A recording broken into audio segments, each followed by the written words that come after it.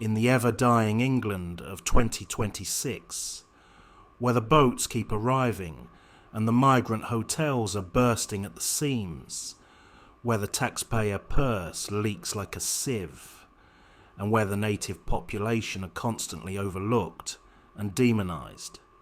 This snippet from a 1972 episode of Doctor Who delivers a prophecy that appears to be quite relevant to today. Here the Third Doctor corners one of the elite, a collaborator who presides over a conquered Earth under alien rule.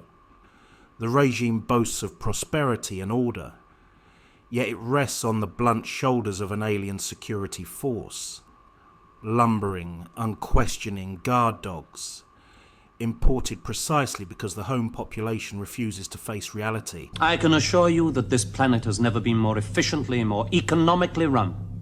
People have never been happier or more prosperous. When I meet a regime that needs to import savage alien life forms as security guards, I begin to wonder who the real criminals are. Those creatures aren't really savage. Exactly. They are simply guard dogs. They just do what I tell them. You mean there aren't enough humans around that will follow your orders so blindly? That is not what I was saying. Isn't it? Then what you're saying is that the entire human population of this planet, apart from a few remarkable exceptions like yourself, are really only fit to lead the life of a dog. Why? You have no right to say that. Haven't I? Who really rules this planet of yours?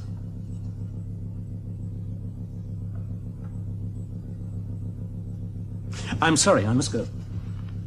I have work to do. You will excuse me.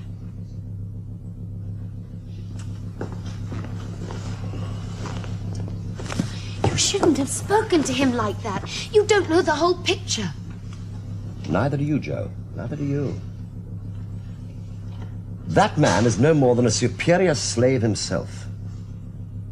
That's the entrance. Are you shouting? That's the entrance. Are you shouting? That's the entrance. Are you shouting? That's the entrance. Are you shouting? That's the When I meet a regime that needs to import savage alien life forms as security guards, I begin to wonder who the real criminals are. Those creatures aren't really savage. Exactly. They are simply guard dogs. They just do what I tell them. The parallel is so neat it almost feels impolite to point it out. In our own green and pleasant land, the authorities, still clinging to the notion that open borders are virtuous, have hit upon the same expedient. Migrant security guards stationed like guard dogs at the doors of asylum hotels. These men, often imported refugees themselves, are paid to bark dispersal orders, erect barriers and glare down anyone foolish enough to peer too closely at the accommodations and support quietly lavished on the newcomers. The native people, meanwhile, are left to stew in housing queues, NHS waiting lists, poverty, and the general sense that their own country has become a giant 100% free Airbnb, where the asylum seekers live a life of luxury. What we need to understand is that the real villains are the ones who have forgotten why borders matter. In that episode of Doctor Who, the future is grim but fixable. In ours, the allegory has already taken up residence and shows no sign of checking out.